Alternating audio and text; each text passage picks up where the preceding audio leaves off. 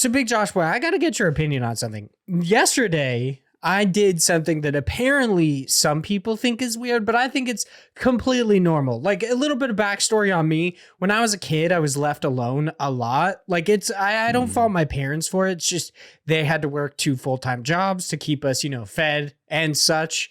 And my brother and sister are a little bit older than me. So my sister had already moved out of the house like a long time before that. And my brother was like a hooligan. He's out there. He's smoking weed. He was taking my dad's truck. Like he was doing whatever he wanted to. I know. Oh my goodness. Did so. What a bad boy. He was smoking the devil's lettuce. Like, yeah, my brother was an interesting guy. So everybody left. You must have been so scarred. I know, man. Yeah. So I have been like, when I was a kid, I was alone like all the time. There were actually days where like I wouldn't see anyone else. And it all makes sense now. Yeah, it's like totally fine. So I've grown up and become accustomed to being like somewhat independent and being isolated. So yesterday, my wife, like I asked her, I was like, hey, I want to go see this movie. Do you want to go see it with me? And she was like, no. And I was like, oh, okay, I'll just go by myself. And she was like, really? Like she seemed to think it was so weird that I was okay going to the movies by myself. And I was like, yeah, why not? Like, I feel it's so, I mean, I get that people might think that's weird. I think in general, people just think that going out and doing something by yourself seems a little strange for some reason. But at the same time, I feel like movie is like the better of the choices. Yeah. Because you have something actively to do the entire time, and it's not like anything else is happening. It's like it's not like I'm playing laser tag by myself. Yeah, like, yeah. It's like because I get like, and I'm the same way when it comes to like going out to eat or something like that. Like I'd rather just make my own food or just get something and not go out by myself because I feel strange. Just like restaurants by yourself is weird. Yeah, like that is weird to me. But if you're going to a movie, it's like, it's not like you're then staring at other people watching the movie. Like that would be weird. But if you're just watching the movie, like that's fine. Yeah. So I went and saw the new My Hero Academia movie and I was just like chilling there. I was watching the movie. I enjoyed it. It's like, it's good. It's passable. It's whatever. It's no Heroes Rising. I know you're not a big My Hero Academia fan, but like, it's okay. See, that's why I didn't go see it. I was like, no way is going to be as good as Hero Rising. I know, dude. I knew no reason to see it for any other reason. I don't know if you remember, but I said that on the last episode. That's what we were talking about. Yeah, no way. I gotta roll that shit back. See what you're talking about. You're like, no way. World Heroes Mission is at all as good as Heroes Rising. It's literally what I said, word for word. Honestly, there's outside of Heroes Rising. So there's been 3 My Hero Academia movies. There was 2 Heroes Rising and World Heroes Mission. And you don't got to tell me. I know you're obviously a big fan. You're like, actually, I was on Go Beyond with you. You didn't even know. Like I was there. Dude, I was just in the background. Literally, Chris isn't even a person. That's just me. It's just you. That's why you just put on a suit, and I was like, "Wow, he's crazy! I can't believe it. He's a perfect like British accent. It was insane." But so there's 3 movies. The first movie, there's this super laughable moment that's supposed to be super hype, but it's just like somebody striking it like a hero pose in the middle of the air, and I laughed so fucking hard at it. It was insane because he's like, what? Like basically, Deku, the main character, is going in ready to fucking punch this guy, and his mentor is just like striking a pose, and I was like, what is that going to do? In what world does that do anything? But typical he does it. BS. I laughed when I talked about it on Go Beyond with you, apparently. I remember. I was there. With you in your Leatherface outfit. When I talked about it on Go Beyond, I was like, I found that so funny, and I don't think that my co-host found it as weird as I did. But then I was watching World Heroes Mission yesterday, and there's a point at which the main character literally just sits there and punches into the air, and it was the funniest fucking shit I've ever seen. It was meant to be like this really intense moment, but instead he just sits there and he's like, it's so fucking hilarious. I was sitting, there's only like 6 people in this fucking movie theater, and I laughed so hard that 2 people right next to me were like looking at me, and I was like, come on. Like, this shit's funny. Like, you can't get over how fucking funny this shit is, because he's literally just sitting there punching the air, which I get it. He's using Air Force, whatever. Big Josh Boy knows, but it's like, it's just so funny to look at when it's meant to be this really intense and fast paced moment. And some kid's just fucking acting like he's punching a speed bag. Like, it's so hilarious. But yeah, so I went and saw a movie by myself, and apparently my wife thought it was a little bit odd. I'm glad the biggest of average Josh Boys doesn't find it so weird. I mean, yeah, it depends on what you're doing. I feel like a movie, it's okay. It's still, it's a little but it's passable. It's not that weird. Okay. It's not that weird. I will All right, I'm glad. I'm sure we have had so many stories that is definitely not the weirdest thing I've heard you do. Oh, absolutely not. It not definitely even close. Yeah, Not even watching a movie close. by myself isn't that weird. Like, I went and saw the first Avengers movie by myself because no one would go see it with me. My wife was actually like, dude, You know what? She thought it You was should so probably get weird friends. that she thought it was Have you so thought about weird. that? She was like, why don't you ask like Justin and Chase to go with you? And I was like, nah, I just go see it by myself. Like, I don't You're such a even fucking think loner. like that. Dude, I see these games all the time where I'm like, 2 players? Could me and Vaughn be friends? And I'm Nah. like, he'll never be friends with me. Yeah, no, I'll get it, play by myself. No big deal. It's cool. It's Literally the only way I can have you as a friend if it's for content. If it's pushing it to be like on stream or something. It is, like how we it's a got the weird write world. in last week by Obsessed Polygon about how do you get into your backlog, and it's like, how do I be friends with Vaughn? And you're like, you just have to make content with him. That's it. Make content. Be You like, don't all right, you don't get let's any work other on options. That's pretty much it. Yeah, when are we gonna stream Cuphead again? Dude, fuck that. I was just getting too heckled because of how fucking bad I am at video games. I'm never gonna stream Cuphead. That shit was bull. Everyone's man. like shitting on me. They're like, get better. And I was like, I don't know. I don't see how you think that's an appropriate suggestion. It's just get better. Yeah. I mean, we still got pretty far into it. Yeah, it wasn't too bad. I actually, not too long ago, I was like, you know what? I'm going to try to like play through Cuphead by myself. And I got to the same point. I was actually kind of surprised. I was like, Look at you. Look at this kid. He's I'm pretty sure the playing some Cuphead. bosses have a lot less health when you're on single player too. So it's- you've been it's a little better. fucking me, Big Josh Boy? You're making me play with you? You making me play hard mode? What are you doing? I mean, you've got 2 people. It shouldn't be that bad. Can't believe you did this to me. I know it's actually even worse for you because you're like, For me, I basically I'm made trying it to harder carry for your myself. ass. I just did it. Like I turned it up to the hardest difficulty and then just did it by myself and still tried to get Vaughn back into the game by slapping his ass. Yeah, that shit was fun. I enjoyed Cuphead, but whatever. Yeah. It'll never happen again because everybody's bitch Never. asses. You know, Never. whatever. Hello and welcome to IndiePod, an indie games podcast, your weekly source for all the indie games news you need to know. This week, we are bringing you 2 awesome indie game news stories before, of course, we hop in to News Cram. God bless the crowd. Answer your listener questions, and that's about it. We don't do anything else. No talking in Nothing between else. that. We're just I've like, never- boom, fucking Big Josh Yeah. Boy. He's playing a game. Vaughn never plays games. Never plays a game. Yeah, Let's it's see. good We stuff. talk about some news for a while. It's always Stardew Valley for some reason. Dude, it's lately. coming back. Like there was a time, like a long time ago, every episode we talked about Stardew Valley to the point where I stopped talking about Stardew Valley. And now it's Dude. coming back. Like every week we're going to have a Haunted Chocolatier. And after the 3rd week, I'm going to be like, sucks for you peeps. I'm not talking about Haunted Chocolatier again until this fucking game comes out in some sort of version. Like We've been maybe talking a about this beta forever. or something. Bro. It's ridiculous. Well, I mean, we're going to get into the story, but it's never coming out. Yeah, apparently it's never coming out. It's exactly Never. what Eric Barone said. Was like, I'm not gonna finish it. It's never coming out. 100% have faith Quoted. that I will not finish Quoted. this game. Yep. 100%. Listen to the rest episode to hear it. But before we do any of that, I would like to introduce myself, Vaughn Hyde, alongside my illustrious co-host, the biggest of average Josh Boys. How you doing today, big Josh Boy? I'm doing well. It's Halloween, but not for people listening. So Do you trick or like treat or Halloween? something. You know what? That's a great question because I used to be Oh, big into okay. Halloween. I used to be big into like, let's do a costume, let's blah, blah, blah. And then I married my wife. My wife is a stick in the mud. And she is Really? like the biggest dude. She's huge when it comes to holidays from like the Christmas side or Thanksgiving side of things. Mhm. Halloween, she's the biggest stick in the mud. She's like, I don't like Halloween. I don't like scary things. I don't like. Every time we're watching like ads, on like Paramount or HBO Max or something, it'll come on and it's like it's Halloween, so it's scary movies show up or scary shows. Yeah, and so it'll come on and she's like, I don't like this.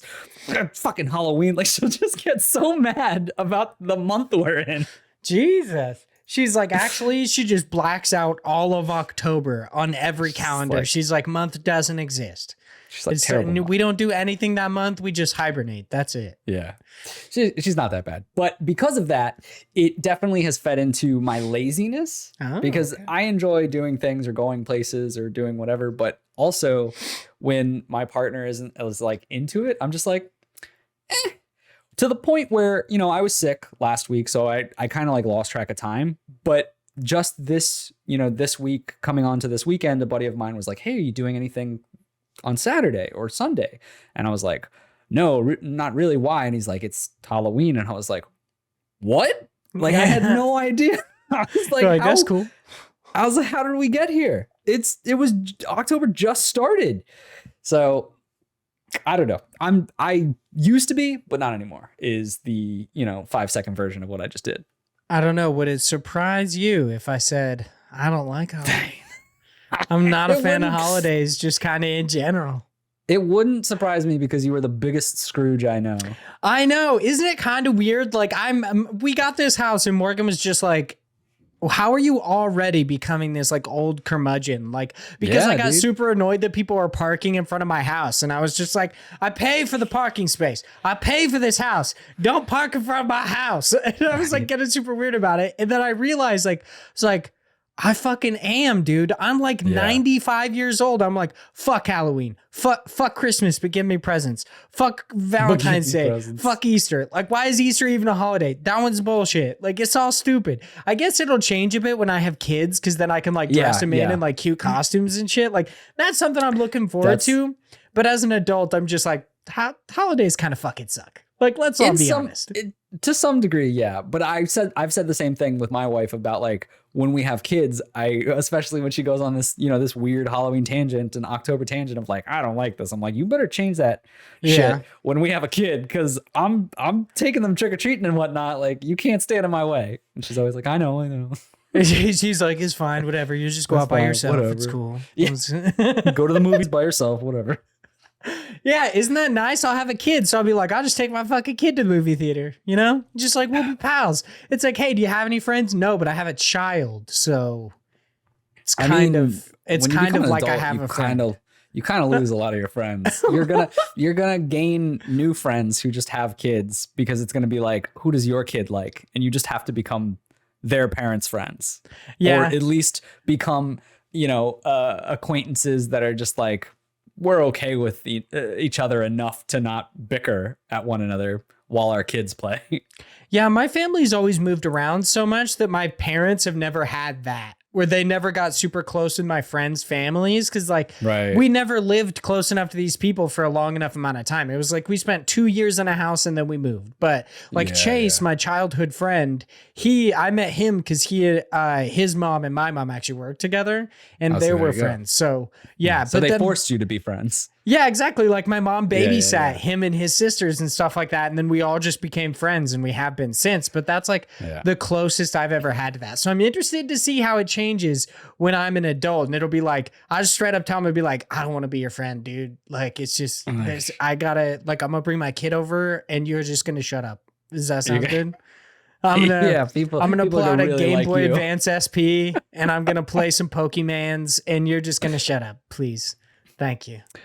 Yeah, you're gonna be a real treat to hang out with, I'm sure. Oh yeah, I'll be a hit. My kid will get invited to everything. I can't wait for that. So before we get into any of the indie games that we're going to be talking about today, got to go through some housekeeping. First of all would be our Cooley Callahan developer interview. They are the lead artist, I believe, over at Polyarc, the developers of the upcoming Moss Book 2. That one is actually going live on November the 3rd. So it's our first interview of November. That's a pretty big one. It's a pretty cool one, just saying, Like, everybody, sure. We had 2 mice ones, like, very very near each other. Oddbug Studio, Polyarch. Like, hey, dude, we're talking about Tales of Iron and Moss Book 2. What's up? Dude, mice are in right now, you know?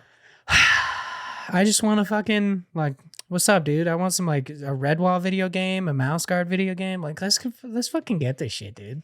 Like, yeah, dude.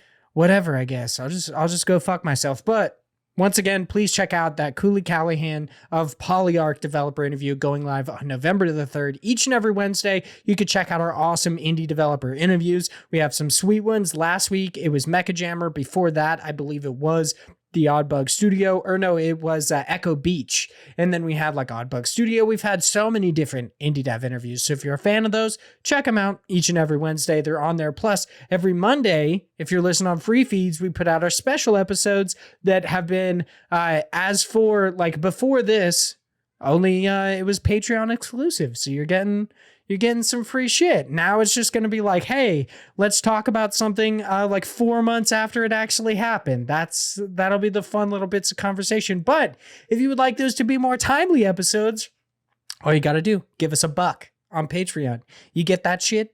You get it like technically 3 months early. On our Patreon, it says a month early, but like, hey, it's a better value because you're getting it like 3 months early. It's sweet. Please head over to our Teespring store. It's just like the IndiePod store over on Teespring. We now have hoodies. Once again, I will tell everyone in our community to shut the fuck up and leave me alone once again. Oh, it's so nice. I made this fucking hoodie. I put out these episodes. I'm just going to fade into the background. I'm going to disappear. Yeah. You've done everything you need to for this year. Yeah. I mean, that's it. I don't have to do anything else. It's just, it's all gravy on top, dude. Let's stop doing IndiePod. Like, entirely. Really? For just entirely. I like how you're trying to like convince me. You're like, let's just quit. You know, you're trying to convince me it's my idea. I think it's, you were telling me the other day that we should stop. And you know what? You're like incepting me right now. You're like trying to plant that seed. You're like, in a couple days, he's going to be like, you know what? I'm done. Like, I think I'm done. Don't you worry. We got those hoodies over there. And as far as I know, this shit's going to go until we die. So don't you worry about it. It's going to be sweet. Lastly, well, I guess we actually got a few more things. Head over to YouTube, type in IndiePod, subscribe over there. You can watch these episodes. Not even close to being live. It's like an entire almost week after we record them. But hell, if you're not paying for the Patreon shit, then you get it then, plebes. Jeez, leave me alone. Leave us reviews on any site in which you can do so. Specifically, iTunes helps us out a lot. And because somebody asked in our Discord, which you can actually access through our pinned tweet over on Twitter, very easy to find. The review stuff through iTunes, the easiest way to do that if you do not have an Apple device like a Mac or an iPhone or something like that is actually to just download the iTunes app on a desktop.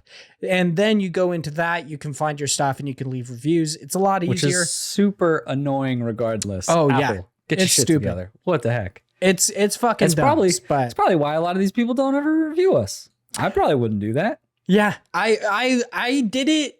I believe I did it, downloaded iTunes specifically. No, it wasn't even to give somebody a review. It was to check our reviews. But now I know I can do it in a different way. So I'm like, can I just delete this? Like, what's up? Why I got this stupid ass program on my computer. But everybody just download it, give us the 5 stars, say something super weird that we have to read on the air, and then just delete the program. It's fine. It's super easy. Like, what do you even need it anymore? Were you going to review a second podcast? This is the only podcast you need. Come on. And lastly, thank you so much to all of our amazing patrons at the $3 tier or higher. If you give us any amount of money or any amount of your time, you are absolutely fantastic and we love you for it. But because I made that sweet, sweet blood oath, I got to thank all of these $3 tiers and higher. So thank you so much to Ethan, a gamer for fun. John, it's just John, dude. It's just John, baby. We'll see Zach Durham, Chase Hopkins, Philip Renshaw, the Wombat Emperor of Australia, Josh Nichols, aka Active Josh, and Sam Filligan from Canada. Thank you all so much. You are all so amazing. And Big Josh, it is time to talk about what you have been playing. You've been playing more Gloomhaven by Flaming Fowl Studios. So are you back on your weekly Gloomhaven grind with your friends? No, not exactly, but kind of. So okay. Gloomhaven it's actually kind of funny that I started picking this back up because of a listener question that we have, which I'll answer later about board games. But Gloomhaven originated as a board game, which is an amazing game. It's kind of pricey. Now it's not as much because it's pretty old at this point, but it's still such an amazing game. It's a board game that literally plays as a video game where you unlock things, characters, different quests, different things that you can do within the game. It is so much fun. And the reason why I'm bringing this up is because Flaming Fowl Studios created a digital version of Gloomhaven. Now, for the longest time, it was in early access for about a year or two. And the way that you would play it is they created all their own little scenarios, and they had the same characters with the same cards, but it was different scenarios and different, just like kind of like their own version of the game, which was good. It was, very close. And as the years have progressed, it's gotten better and better from just a perspective on the different ways you play, like the actual mechanics that make it so it's not as it's so much more just no-brained in the concept of you don't really have to think about a lot of things, where the game will roll out the damage for you automatically. The game will tell you exactly where you can go or can't. So there's no like screwing up or that like semi-cheating you get in board games when people are just like, well, I'll just move here, or like, I'll shuffle the cards weird. Like you can't do that because the game does it for you, right? So it's really good in that sense, but the game was never as like crisp when it comes to the design for those random levels, because it didn't feel like the original designs and those levels that I had played before when I played the actual board game. Whereas now the 1.0 release has come out just recently. I think it was a couple weeks ago. And what they've done is October 20th, 2021. They've included the entire, that story that the board game originated from. All of those levels, all of that whole entire journey is now in there. And the cool thing about this board game is there are certain choices. There's not a lot of them, but there are certain choices you make in the game that will kind of wall yourself off from certain quests, because you'll do an action. You'll screw someone over and kill them, and that'll be like a big boss fight. Or you could have helped them, and a boss fight would have been fighting someone, on their behalf, right? So there's certain things like that, and we're going into it again. A bunch of my buddies playing it digitally, especially now because of like quarantine and just other people live in different areas, so it's easier to have everyone join. And it's awesome because now we get to try it where this time, like last time we were the good guys, and this time we're going to be evil, and we're going to do everything like different and screw people over. And it's just, it's such a good game. It's really such a good way to get into this because, like I said, Gloomhaven, the board game, I think it's better in a way just because I like the physical aspect of getting in front of people and playing and having, like a board game night, right? But this is also like the best that you can get of it because it is a digital version. You're on Discord, you're on whatever, and you could do this.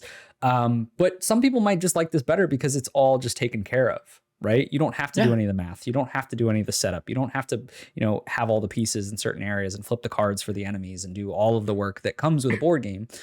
And it's all just super easy to do. Like they've done a great job. There's a few like seemingly glitches here and there, but like honestly, it's so little in comparison to where it was when it first came out into early access. And like I don't think most people would really notice anything other than I think we had one problem where people were logging in when we first tried, when it was like the 1.0 release. But I think that's just because everyone was checking out the game and maybe there was just something with that. But we haven't had that since. I've been having a lot of fun with it. I think people should try it out if they're into a good virtual board game scenario. That is like forever. Like this game will last a long damn time. Yeah, I imagine. What's up with this rat boy? Like what's this rat boy do? I gotta know. The rat boy is he's the mind thief.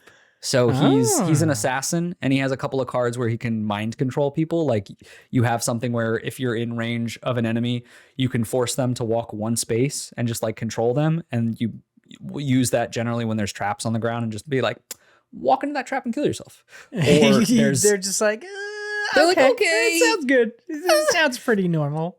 Or you have an ability where you can control them and have one enemy attack another enemy. Oh, okay. Yeah. I saw that it says it has like 17 unique mercenaries, which I think is pretty cool, but they seemingly refuse to advertise anybody but like these 6. So the reason, no, you're not wrong. The reason why they do that is because it's exactly how the board game is set up. Those are considered spoilers. You have to unlock everything. Just like in the board game, you're only given 6 characters, and then you have to do what's known as these like quests for each character. Like you're given 2 cards at the start, and they're like envelopes or little like cards that you get.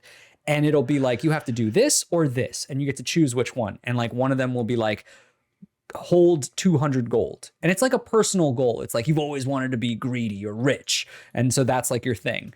Or it'll be something like, kill 20 bandits is your personal goal. So every scenario that you go to, that is tracked throughout the entire time, so that when you get to that, you're able to retire a character. So like I get 200 gold and now I'm able to retire this character, and I get whatever the reward was on the bottom of that card. And that reward might be a new location, like new quests, or it could be a totally new character. And you get it by the symbol of that character. So you unlock them. So it's like, it works really well in this regards because it plays out like a video game would. But for the board game, the reason why I thought it was so cool was because it was that expansion of like, you only know as little as the game gives you. And then you have to find that out by earning it, by playing the game. Yeah, it's super cool. And also something you said, like, oh, the board game is pretty expensive. It's a little bit cheaper now that it's a little bit older. It's still $100 on Amazon if you want to get it. And in Gloomhaven, this digital edition, seemingly, like you've said, it's fairly close, with the exception of you don't have that kind of like tactile feedback of having to do anything, is only $35. So this seems like a pretty good like investment if you want to get in with your friends. Granted, like depending on how many people you play with, like you could probably get the Gloomhaven board game, play with 6 people, and like you all chipped in 6p, like $101 divided by 6 people or whatever. And this is like, everyone would have to spend 35, but keep in mind, it's a 4-person game. Oh, really? That's kind of weird that they give you 6 characters then. Huh. Yeah, but you can mix and match. And like the whole idea is you're constantly retiring characters. So like, some people, like when I first played the board game, I retired super, super quick, to the point where I retired 2 characters before anyone else did. And I had just gotten like new characters. But if I didn't get a new character when I had retired, I would have had to pick someone new. And if they're already playing people, I have to go for another character. Interesting. Right? Well, there you go. I guess it would be just divided by 4 people. But still, it's like, this is a pretty good deal, I would say. And it's a pretty cool looking game. It looks really interesting. So there you go. Big Josh Boy, you've also been playing even more Inscryption by Daniel Mullins Games. How's it going? I heard you saying some high praise before we started the show. High praise. Okay, so here's the thing. I won't take up too much time because I didn't even expect to take up that much time with Gloomhaven. But the one reason why I wanted to talk about Inscryption is honestly because like this game is fucking good.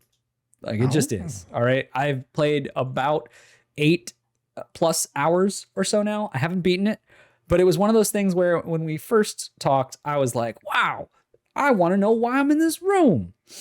And the game is really good about, you know, once you beat that final boss in that room, giving you all the information that you wanted to know. I know now why those cards kept changing. I know now why that guy was there. I know a bunch of things. But it also gives you so much more, where I was like, what?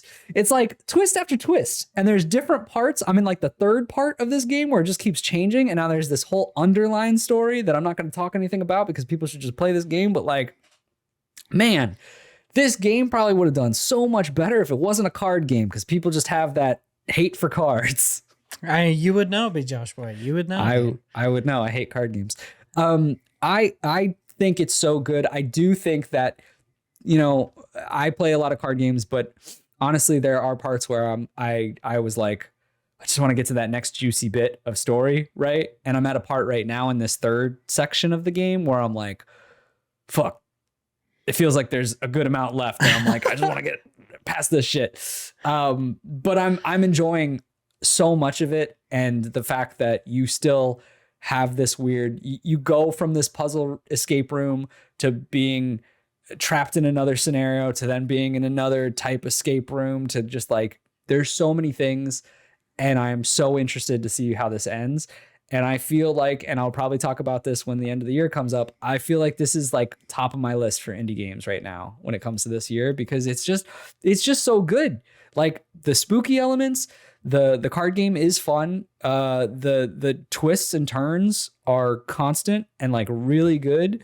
The little puzzle games that you're doing, like the escape room stuff, is, I think, great. I haven't looked anything up, and I definitely think that people shouldn't, because you can stumble upon it. It just takes time. But like, yeah, I'm really enjoying it so far.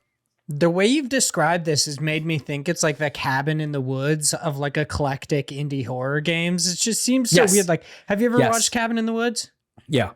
Oh, okay. So you kind of understand. Like, it seems very weird. I'm kind of like, I'm into what you've been saying about it. I don't know if I'll really like it. I feel like the entirety of this podcast is just Big Josh Boy trying to incept me that I actually like roguelites. Yeah. But like, here's the thing, man.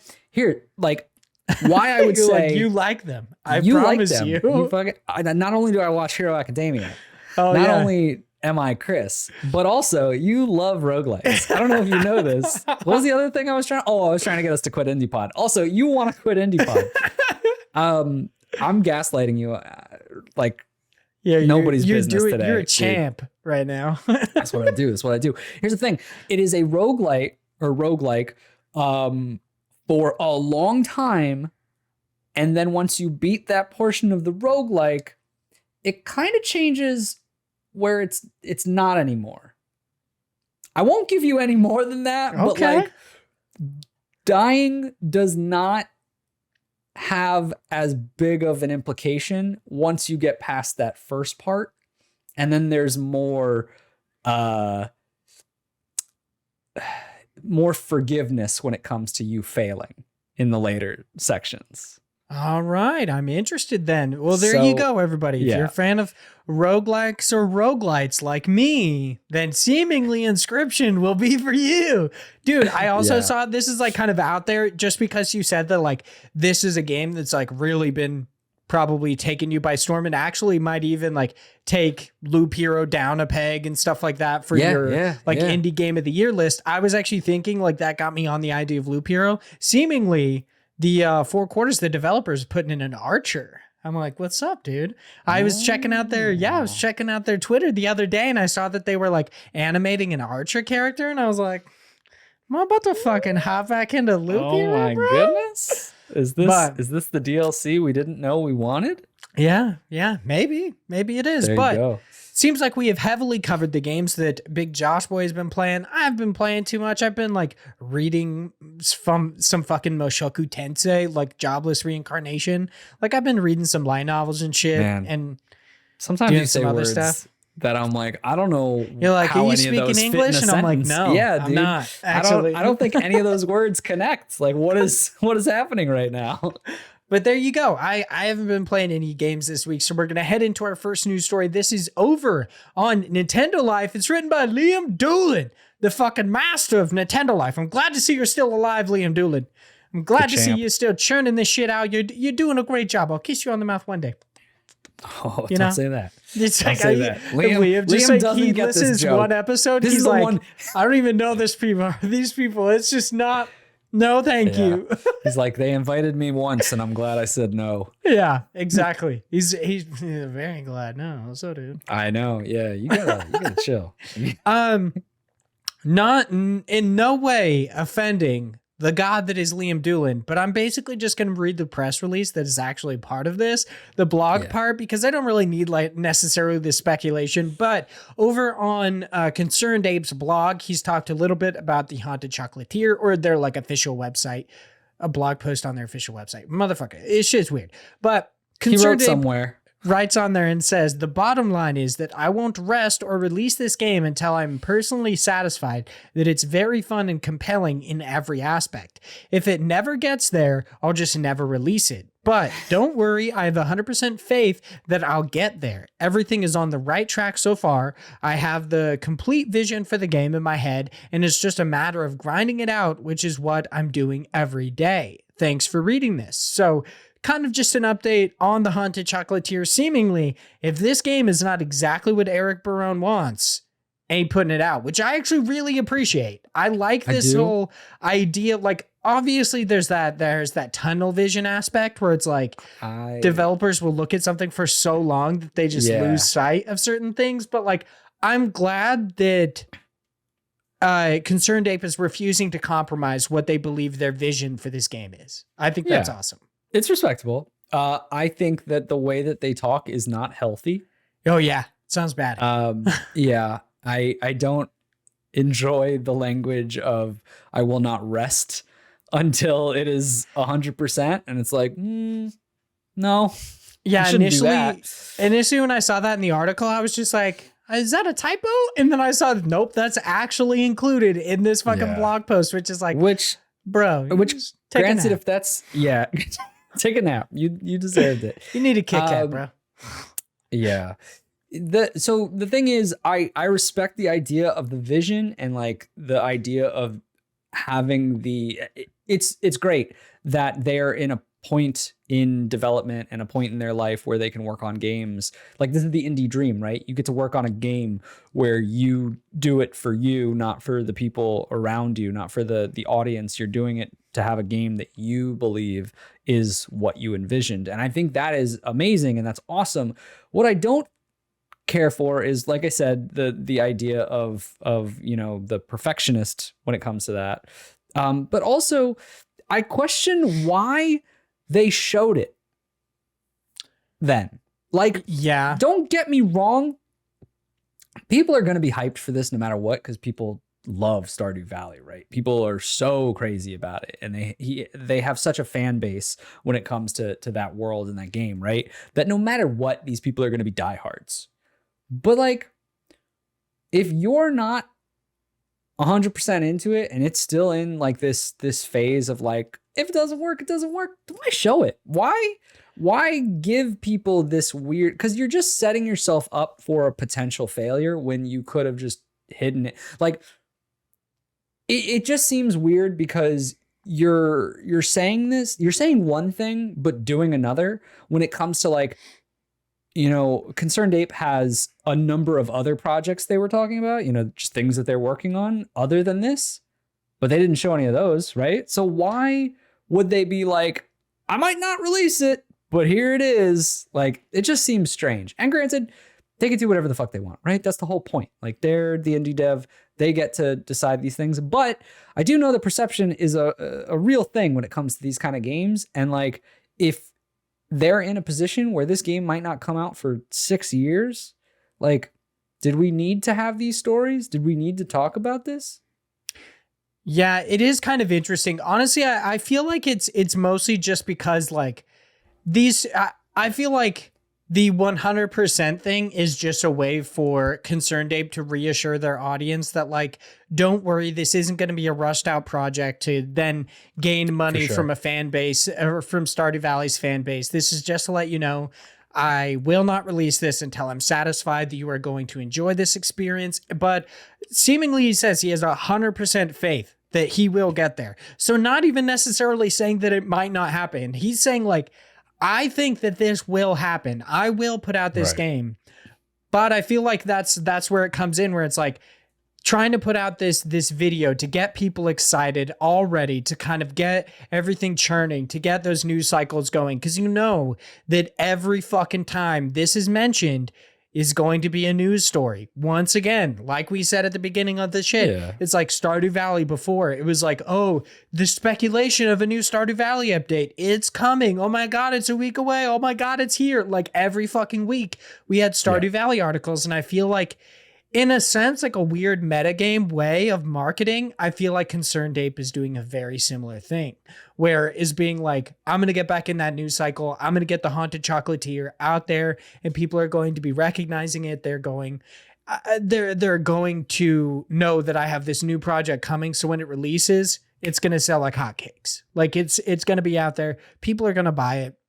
Not even just Stardew Valley fans, but just people that like just casual gamers in general. The game does look really cool. I will admit that, like, while looking at the Haunted Chocolatier footage, I was like, you were right. This got some Moonlighter ass shit in it. That's what I'm saying, dude. Yeah, when I saw it, I was like, Vaughn might be into this. This is one dude, don't you worry. I'm looking at this fucking blog right now.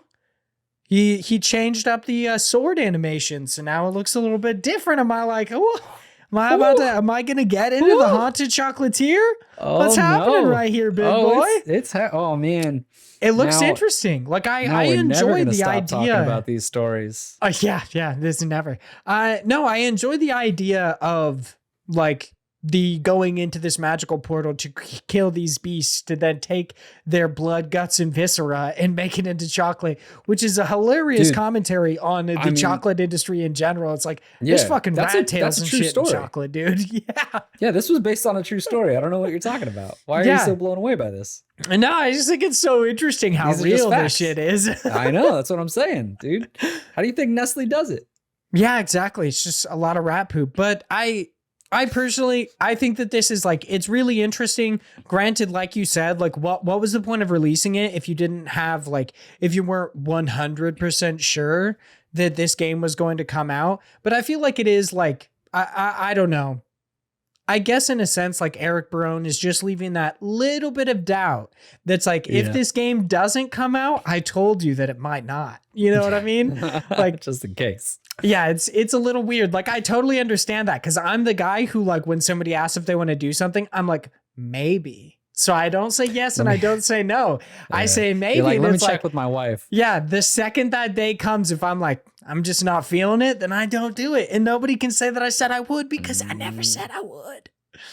That's how I fucking do shit.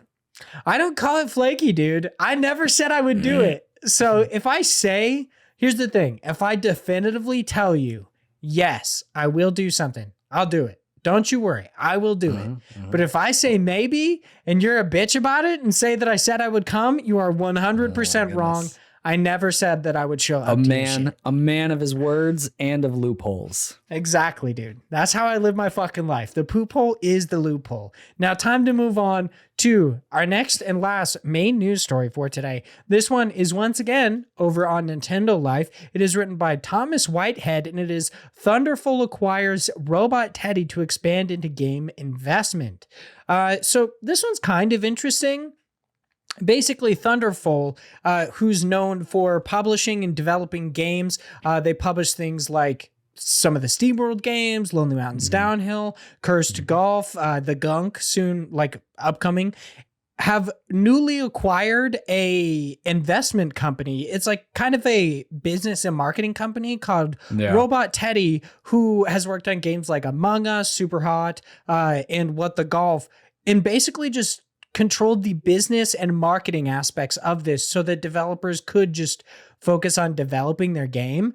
I think it's like initially reading about Robot Teddy, it sounded really, really interesting. I was like, I honestly had no idea that there was like a big player in the industry known for doing this, like known for kind of taking that day-to-day minutia off the developer's hands so they can focus on making their game. I think that's really cool. And now Thunderful has bought them so that they can, and this is a press release from them.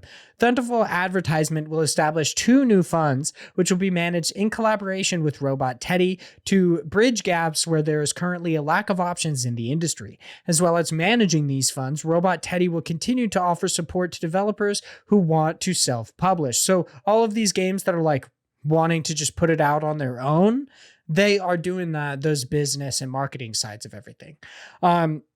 They say the first of the new Thunderful Advertisement funds will be targeted at the development of game prototypes and vertical slices.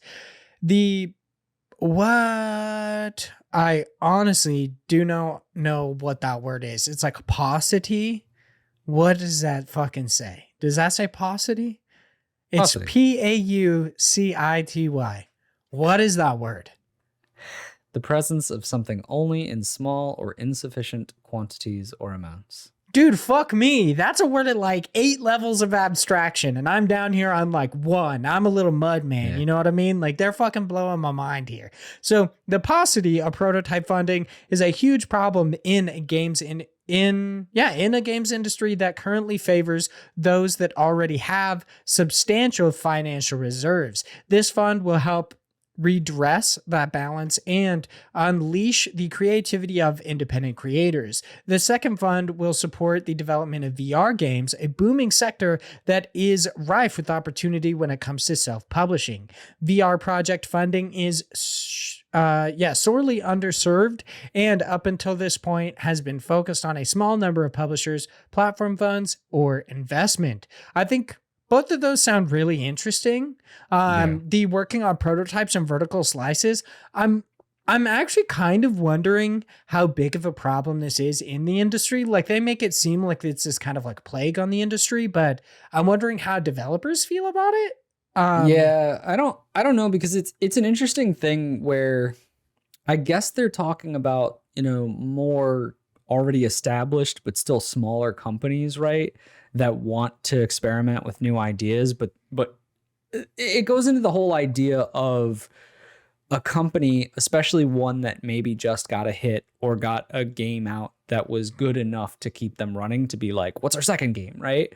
Mm-hmm. They don't have a lot of room to really experiment because they don't have probably a large budget. They need to just dive right into the next game. And if it was that their last game was hopefully kind of good, most of them just want to ride those coattails and, just work off of that and create the sequel or the number 2 of whatever it is they did. So I think maybe that's like the range for audience they're talking about. I don't know. Yeah, they might be giving people money so they can experiment a little bit more. Right. Because like it depends on what you're talking about when you think of like an indie company. Because if you're thinking of like the person who is a 1, 2, 3 man or woman or person team, they're probably not going to fit into this bucket. At least, I mean, maybe they are. I really don't know, because it is vague enough to have them possibly fit into that category. But it seems more like someone who's probably just already established. But I like the idea of it, right? I like that Thunderful is making these steps into becoming more than just like a good game producer. Like, it's not just SteamWorld anymore, right? Like, Image and Form has totally changed. Thunderful is taking over. They're like rebranding in that way, where it's going to be a whole new set of services they offer, which I think is good. I think they're going very much the same route that like the people who worked on Shovel Knight are, of like, they were doing good with games, but now they want to take on an even bigger role when it comes to this. I can't say for sure what this will really mean, because it's still very vague, and I don't know how much, because it says that Robot Teddy is still going to offer their consultancy. Like, they're still going to do what they've always done, but there's also now these two other parts that they'll do underneath the Thunderful branch.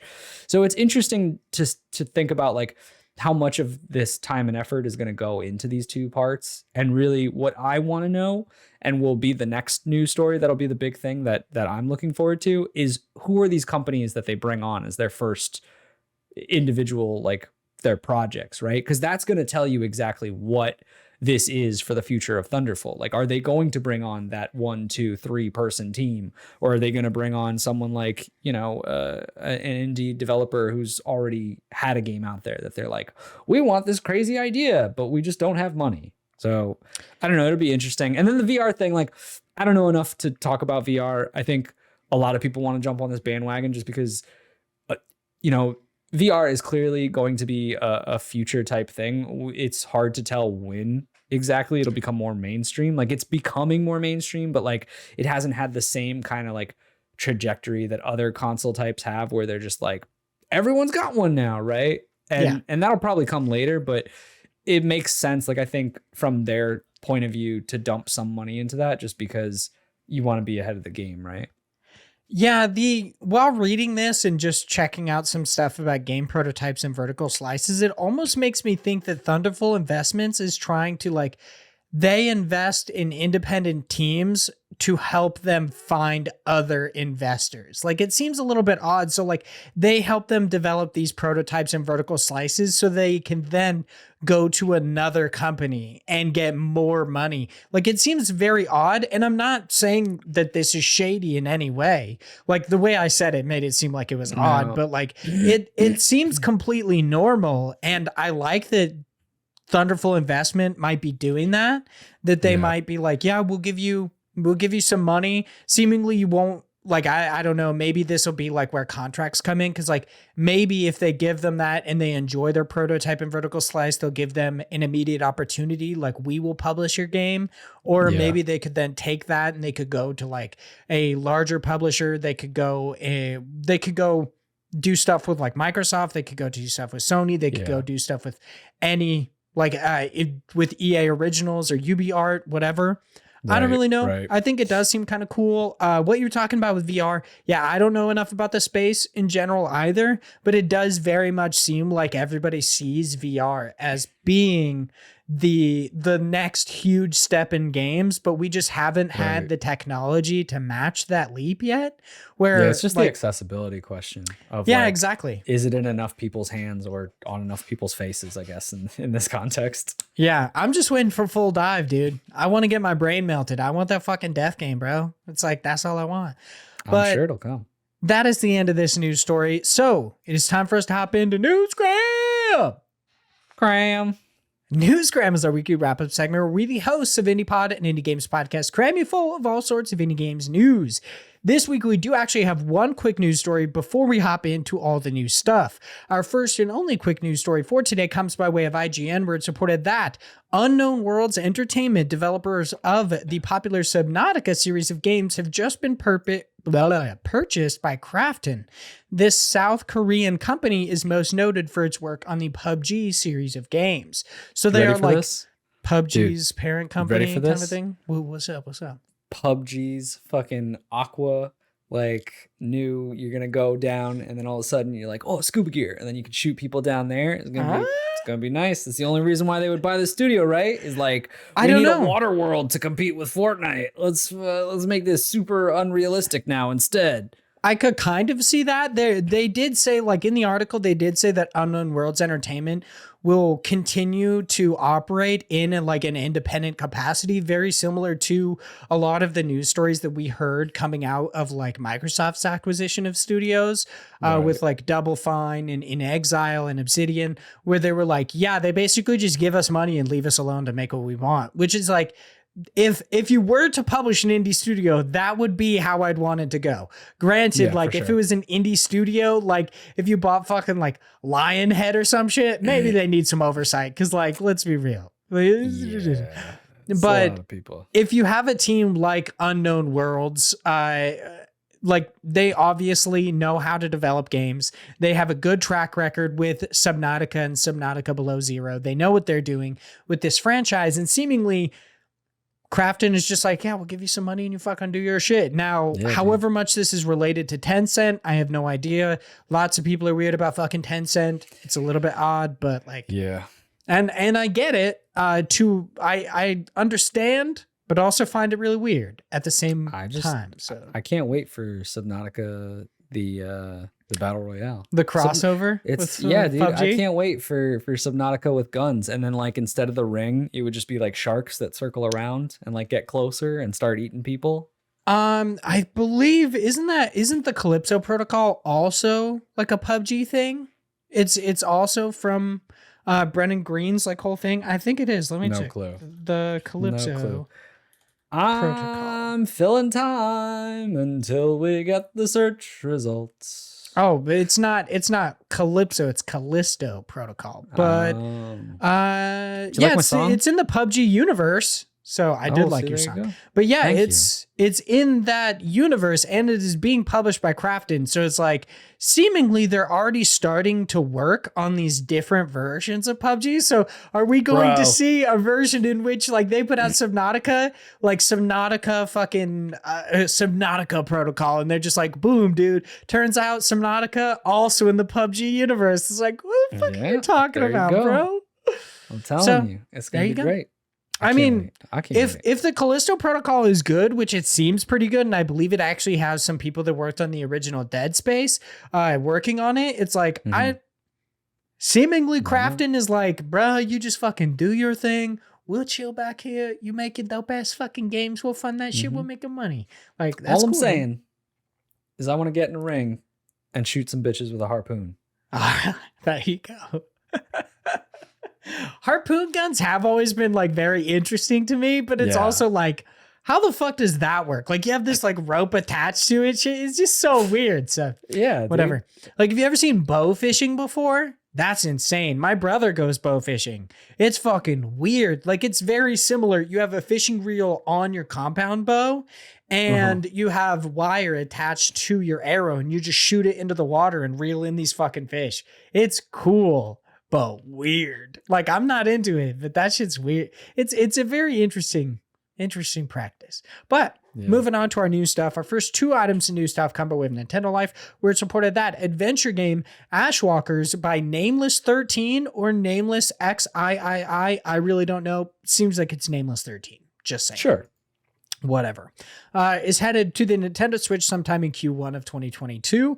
And that adventure game Mutazone, I really don't know how I'm meant to say it, by Die Gut or Goot Fabric. Motherfucker, dude. Oh my God. This is a tough one for you. Yeah. Well, it's the way it's spelled. It's just normally die and then it's goo. Motherfucker. Goo. Come on, tell us. I'm going to go die real quick, please. You're going to go die goo too? Yeah. It's Gute. So how would you say that? Goot? Goot. Jute? Yeah, big goot. You're a big gooty. Okay. Yeah. Die Goot and then it's Fabrik. Is that just fabric? Yeah, sure. Daigut fabric. Daigut fabric. Okay, there you go. Whatever. Big Josh Pro just figured it out. He's fucking Indiana Jones of figuring out indie game developer names. Whatever. It's fine. Just received a new update titled Pen Pal, which adds an epilogue to the game. So obviously, anybody who's finished Mutazone, whatever it's called, you can fucking play the epilogue. It's cool. Now over to Polygon, where it's reported that the popular social deception game Among Us by Innersloth is getting a new update that will add the Shapeshifter as a new imposter role, which will allow players to morph into any other living crewmate.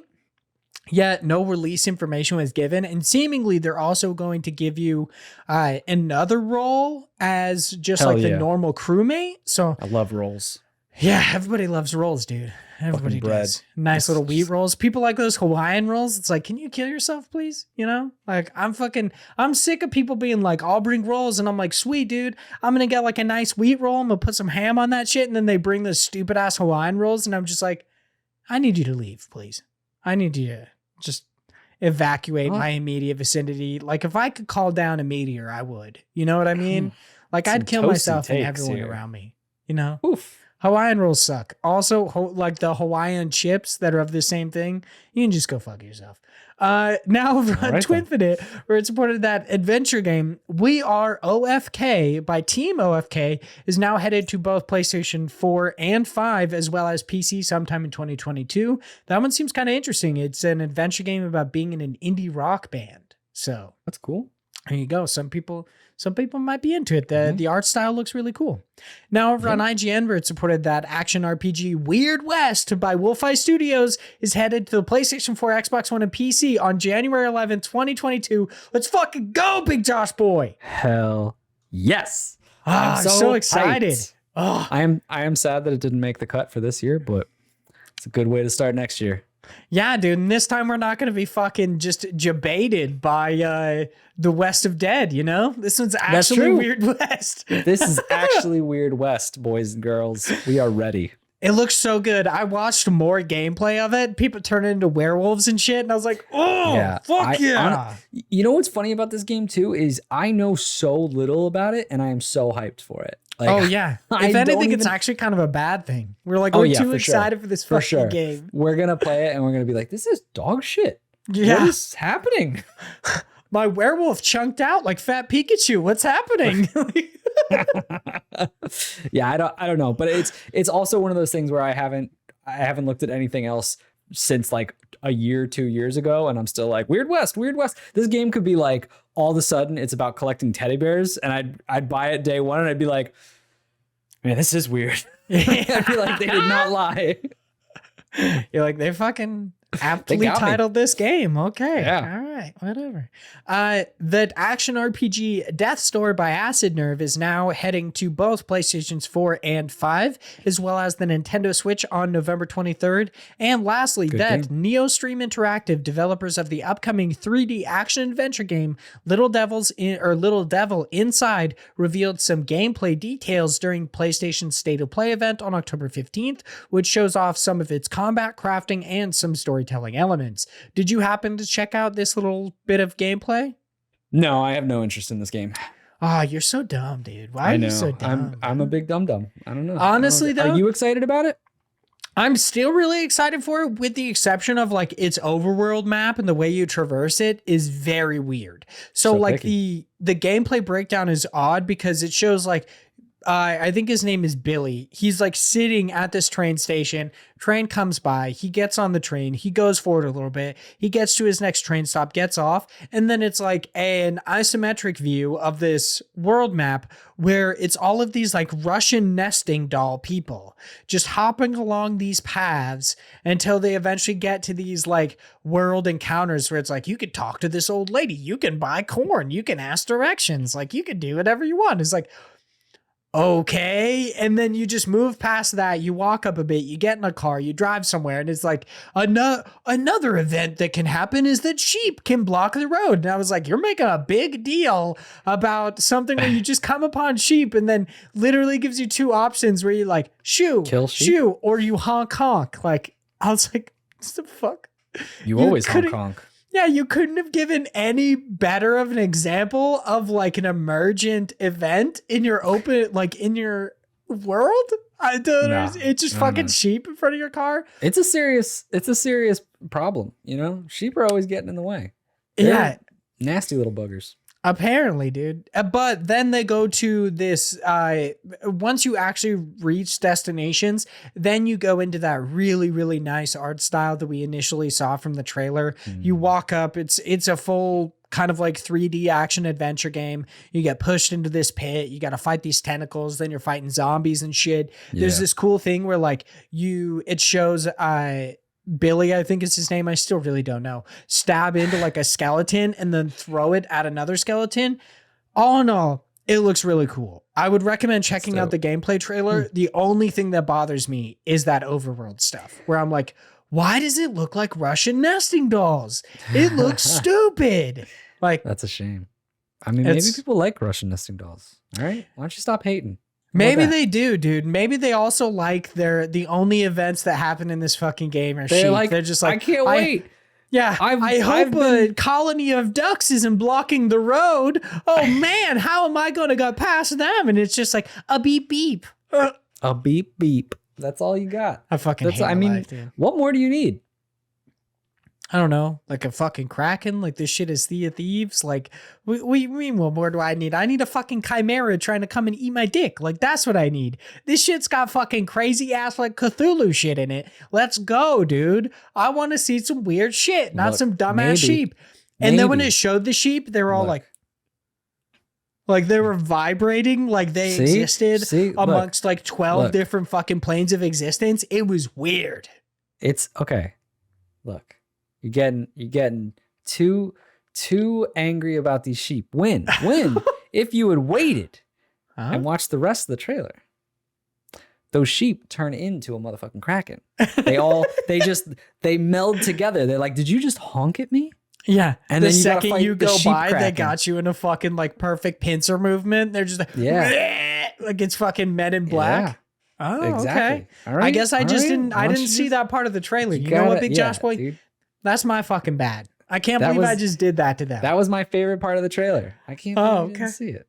Oh man, I can't believe I played myself. If anything, I've let myself down. I've let America down, and I've let the amazing patrons and people who listen to the show down. I'm very sorry. I'm tearing up a little bit right now. I could see that. Yeah, it really affected or maybe you. Do you ever have that shit where you like blink and you just can't see in one eye anymore?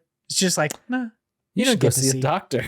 Probably, there's a myriad of ailments that I should see a professional for, but I'm just going to move on instead to God Bless the Crowd, because it's time for us to get back to the developers in our next segment. This is where the biggest of average Josh boys hops into all sorts of different crowdfunding sites, finds something awesome for us to talk about, and we do just so. This week, we're headed over to Kickstarter to talk about a game called Helms of Fury. It says, battle your way through dungeons full of enemies, traps, and treasures in this pixel art roguelite. At the time of this recording, the developers are asking for $12,109. They currently have $6,769. Woohoo! That's nice right there, Big Josh boy. They're getting pretty close to that 69.69. What's up? It's close. Oh yeah, it's good. What if they get there and everyone refuses to donate just because of that, and they just keep commenting, nice. It's just too nice. It's too nice. It's just too good. It's too good. I'm sorry, your dreams will never come true because you made our dreams come true. You know what I mean? True. Like, you had to sacrifice yourself so we could have this amazing noise moment, but whatever. Yeah. They currently have 228 backers with 19 days left to go. The developers of this are a bit awake is actually the studio's name. And to get in on the ground floor, you can do $13, which gets you a Steam key and your name in the credits. Or there's the fan edition, which has like a new addition to it because they were like, oh, it's like Halloween. We'll also add in the zombie cat, to where you get, it's $25, but you get a Steam key, your name in the credits, Discord role, a digital wallpaper, digital soundtrack, and you get like this little zombie cat companion. It's a non-combat pet. So there you go, Big Josh boy. How you feeling about Helms of Fury? It looks good. Oh. It looks like a game for me. I really like, normally I don't talk about the trailer. I don't care. You're always the one who's like, bad trailer, let's move on. Let me tell you what you got to do right. But here's what they did right. All right. I was watching this, and this was one of the first ones that came up because I liked the art style to it. I really do. I enjoy the almost unfinished look to it. I don't say that in a bad way. It has that as just a style that looks good to me. But I saw it and I was like, okay, what is this? And I was like, roguelike, that checks a box. I saw them jumping around. They're killing lots of enemies. I'm like, okay, cool little abilities. They've got multiple characters. They've got like all these different runes and these power-ups. I'm like, that's cool. And the first thing that I said as I'm watching this, about like 30 seconds in, I'm like, this looks good, but I wish it was 2-player. And right when I said that, boom, the screen shows and 2-player co-op. And I was like, let's go. You're this like $15. This means nothing to me. I'll give you 100. Let's go. Drop in the bucket. If it had a card in it, you best believe I'd spend my life savings on this bitch. I sell my house. I think it looks great. Like, I know that, granted, if you look at it, there's obviously like, this is not the most extensive when you're talking about like how many characters are there or how many power-ups are there. But there's a good amount in here. There's a lot of runes. There's a lot of leveling up. There's different characters. They all have different abilities. There's different ways to change the mastery and like the run based on these things called attunements and these other little items that you find throughout the world that you're fighting in. So I'm like, okay, there's a good amount from like the ideas that they have starting with. Plus this isn't, put into fruition yet. They still don't even plan for this to be around until 2023. So they got more time on their side. But what you see now looks pretty good. Like, I can see this already being something that I would see in an early access type game, right? I mean, granted, there's not that much, but like the animation looks clean. The damage numbers are friggin' crazy, but like you could see them playing this. I don't see, and I'm not too sure. Okay, yeah. So they do have a number of different bosses, but I haven't seen like the actual fight to them. So I don't know how crazy that will get. Like, that's kind of what I want to know, as well as what those boss fights look like. Because one of the things about games like this is you get into this weird thing where the crazier you get with games in this style, usually the less it feels like skill and the more it feels like chaotic luck. Yeah, I feel like, which is fine. There's room for both types of games, but I don't like that as much. So I would want to probably try this out. I don't know. I don't think there was a demo. I'm trying to scroll through it real quick. Yeah, I don't think I saw one. I don't see one, but what I've seen so far looks really good. And the fact that it had that 2-player co-op really sold me on it, because I think that's what this type of game would need, because it feels like it is a little bit more of that chaotic luck and that more of just like jump in, destroy a ton of enemies, use some cool abilities. It all looks great. You're just blasting around and having fun. And I think that is like 10 times better when you're also doing it with a buddy, right? It's not as cool when it's just you doing it. So I'm super excited that it's in here. It looks like it's only for Steam, which, you would need probably more money and for it to go well, for it to come to other consoles, but that doesn't matter as much to me because I'm a PC player anyway. But I just think it looks really great, and it's definitely one I want to keep my eyes on for anyone who is a person who's into like roguelikes or very chaotic type, what seems like destroy a ton of enemies with cool abilities real fast. This is a game you got to check out. Yeah. Speaking of, like, one of the things you talked on, how they only have 3 characters, but it does seem like these characters have very different play styles. They have the Storm Knight, which is meant to be this more fast-paced, more agile, very quick, using like electric abilities or electricity abilities. Seems really cool because they have this Storm Blade. I think that's interesting. They have the Mecha Knight, who is all about tinkering, making these different like catapults and artillery launchers. They have like cluster bombs, and they use a hammer, so they swing a little bit slower. And then you have the Wild Knight, who can call upon wild creatures, plus they use a bow. So instead of doing these 2 different, it seems like the Mecha Knight seems to be more of that like up close in your face, while the Storm Knight can use is close to mid-range combat, and then the Wild Knight seems to be mid to long range combat.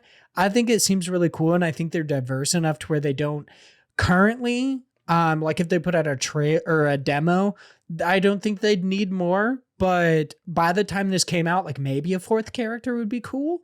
Yeah, but for sure. I also don't think it's necessary. Granted, they could, like March 2023, if they end up coming out by that date, very possible that this has much more than what we're currently seeing. But I think it looks really cool. I honestly, did you ever play Mana Spark? It's like a roguelike game that is apparently really difficult, but is literally always on sale. I've never seen that game not on sale. I've never played it, but I've always considered picking it up because it is always on sale. It's always on sale for like $2. And I ended up buying it on the Nintendo Switch because it was super cheap, and I actually really liked it. This game reminds me a lot of Mana Spark. So I'm kind of into it. Plus, gotta say, dude, the small amount that they've shown, I've seen like 5 or 6 different types of slimes in this bitch. I'm in it. You know what I mean? Like they got me right there. That shit looks pretty good. I see this little scully slime. I see the eyeball slime, kind of like Moonlighter. I've seen like a vampire slime. Like, dude, I'm fucking, what's up, bro? How many slimes you got in this bitch? Like, they know how to get you. They do. They were like, specifically for this guy named Vaughn. He's a big fan of slimes. We'll get him in there. I'm just saying, slimes, best enemy ever created. Is the most versatile enemy anybody can ever work with. You can make a shitty ogre or whatever. If you can make a good slime, bro, you're like, you are a developer. You know what I mean? Yeah. That's like that's top tier developer shit. I do have to say one thing that I find a little bit that's at all off-putting would be that with the Mecha Knight and the Wild Knight, it's very hard to see who your friend and foe is. Like I've seen a couple of different, like they throw down these artillery turrets, and I was like, are those the turrets? Like, I don't know. I'm not 100% sure, because they do have a slightly different coloring, but at the time, like when it's showing it on the Kickstarter, the goblins have like a very similar coloring to them. It's just a little bit harder to see. Plus the Wild Knight, it says that it summons wild creatures, and it's like, are you talking about this fucking turret and this weird spike ball? Like, what wild creatures are you talking about? I don't know. But it is, I will agree that, and this is why I brought up that, is it more chaotic luck versus a lot more of a skill base when it comes to this? Because just looking at the two characters jumping around, it's going to be so easy for you to be playing and then be like, wait, who am I playing? Where's my character? Who are you? Like, this is 100% going to be a game that will probably take a while for you to really get as far as like who you are and where you are spatially wise. But it also might be a game that you like never really get. And that's like kind of the point that they're going for, of like the chaoticness of like, it's easy to lose yourself. And that's just part of the game and part of the difficulty. I'm not as crazy about that. But I think you can correct that in certain ways that like later they'll probably pick up with, you know, certain outlining that is only for certain characters, or certain colors that are only for certain, characters that are yours or allies on your side, or having something like a small name below your character that represents, you know, player 1, player 2, or whatever it is. And I'm sure they wouldn't put that on here just because they don't want to just have that constantly there. But in the actual game, there's probably something where they could have an accessibility mode where you have like a little name, so it's easier for you to see that. So I don't think it's as bad that it's as chaotic in that realm. But yeah, I do agree that it's easy to not understand who is an enemy and who is a friend.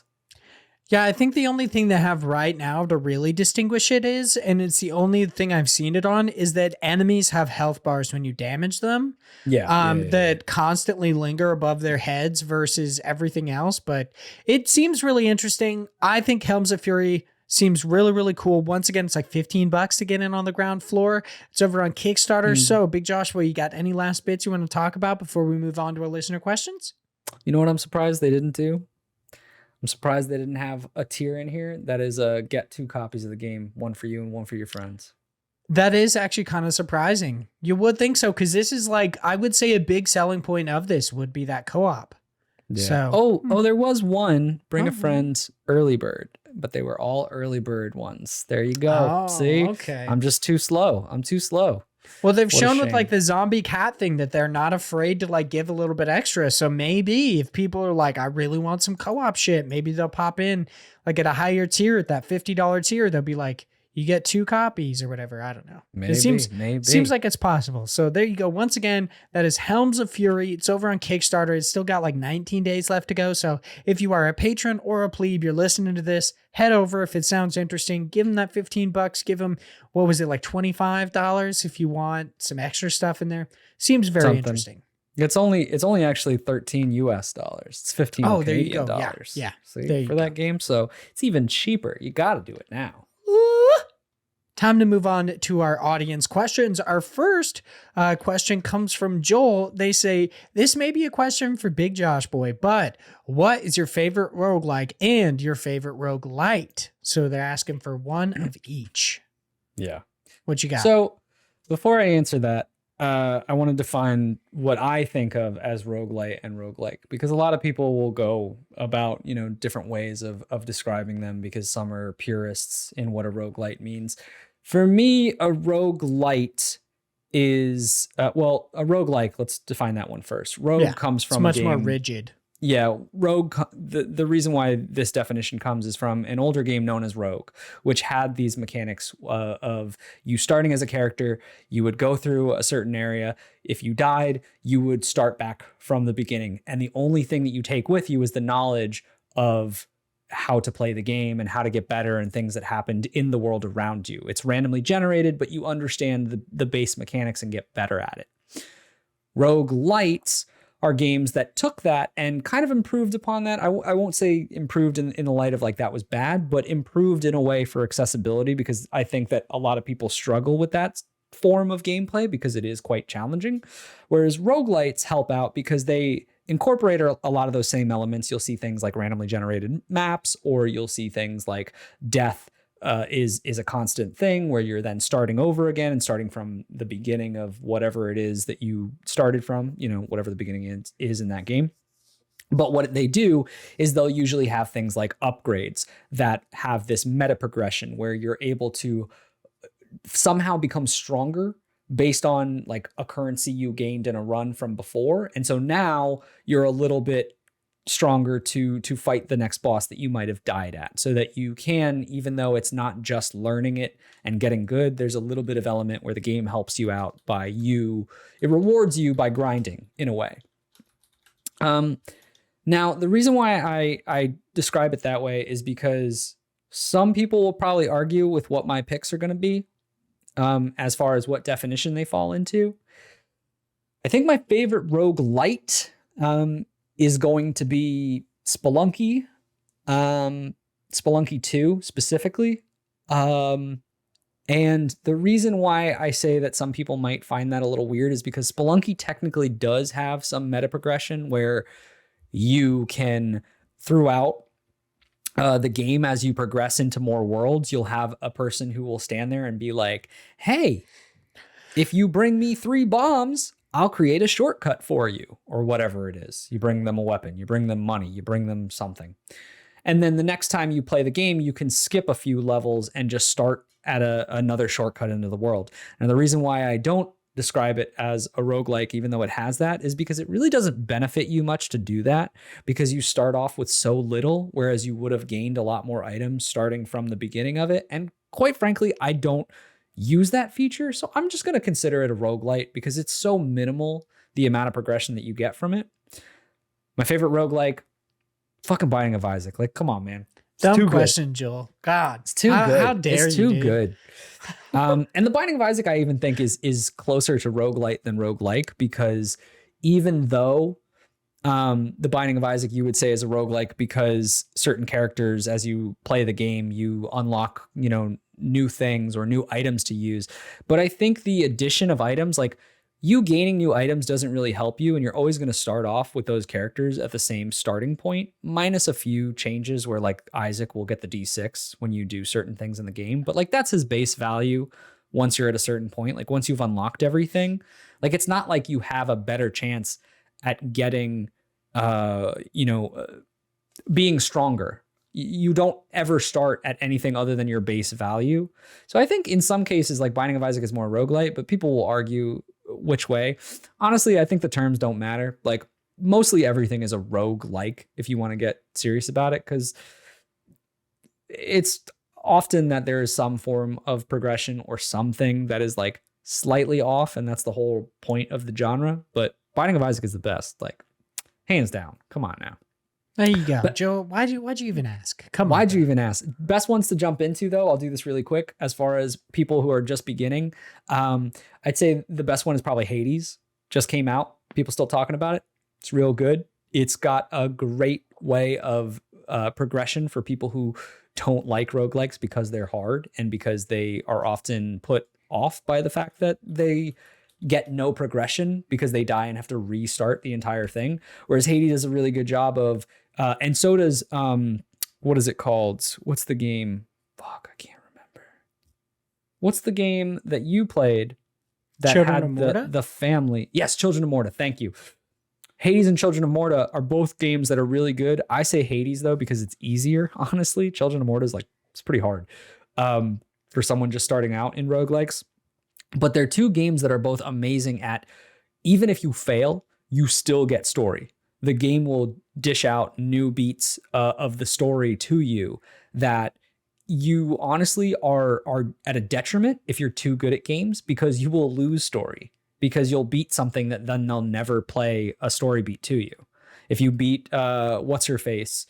Meg too quick in Hades, you will literally lose dialogue because you beat her before she got a chance to say what she needed to say or was scripted to say.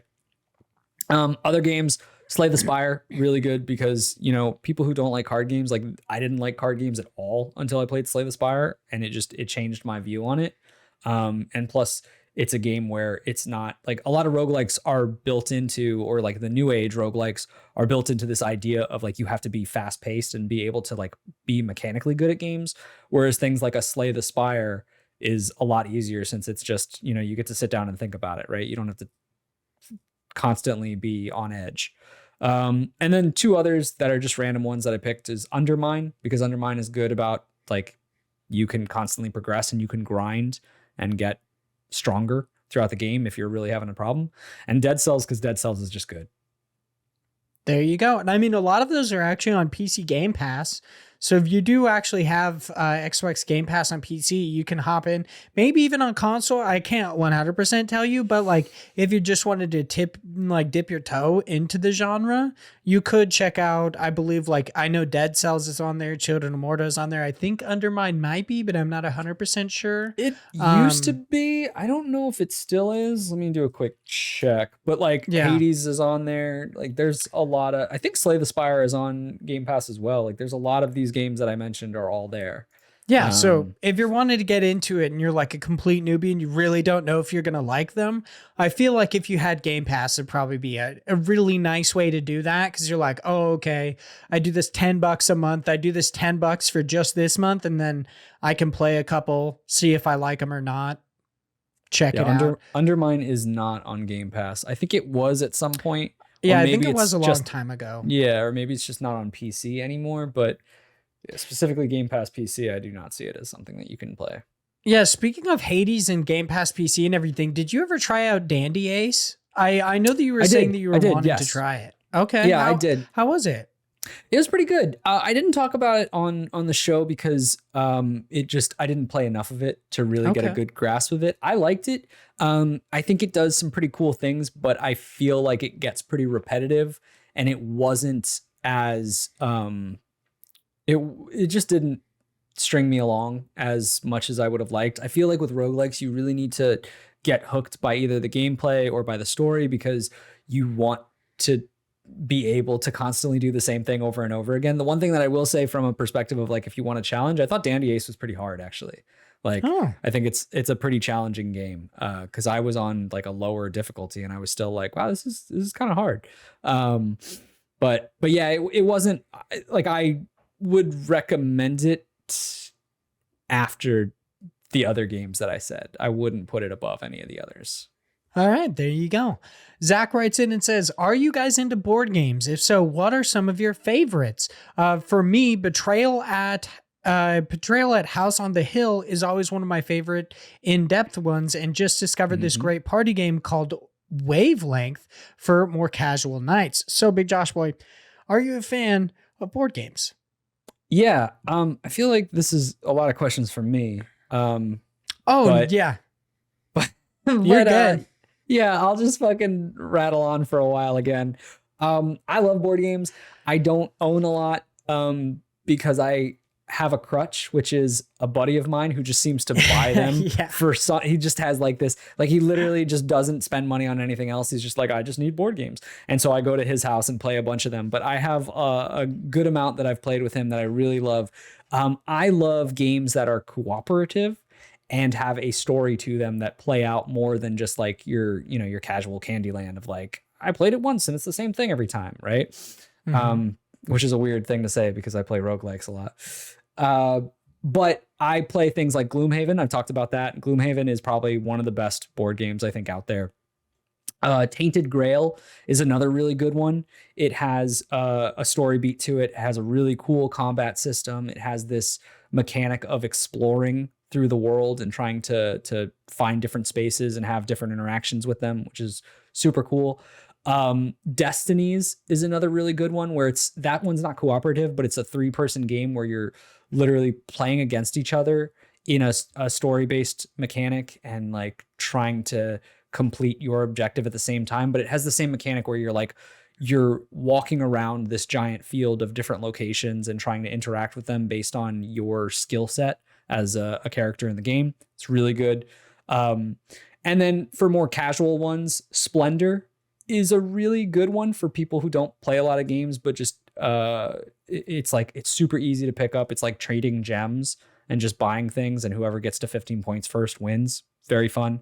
And then Marvel United, the board game, is actually really cool. I don't know anything about how to get it. I know my buddy like bought it on a Kickstarter campaign and bought like every DLC imaginable because he just doesn't understand money and doesn't seem to care about spending it. And it's really good. Crazy characters and different card combinations. Some are more broken than others. There's like replayability in the game. It's super fast. I think it's like a 15-20 minute game, and you can have, I think it's up to 4 people But it's really good, very simple, fun little game to play. Those are all my choices.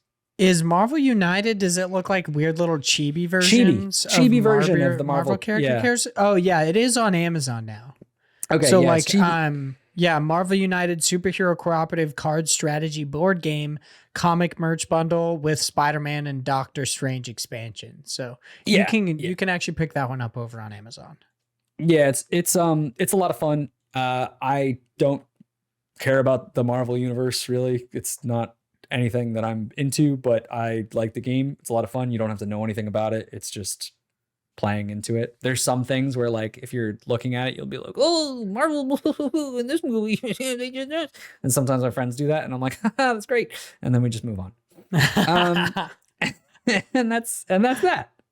Yeah, I've never really fucked with board games. I guess the closest I've ever gotten is playing like D&D, but that's not even a board game. It's like vaguely one.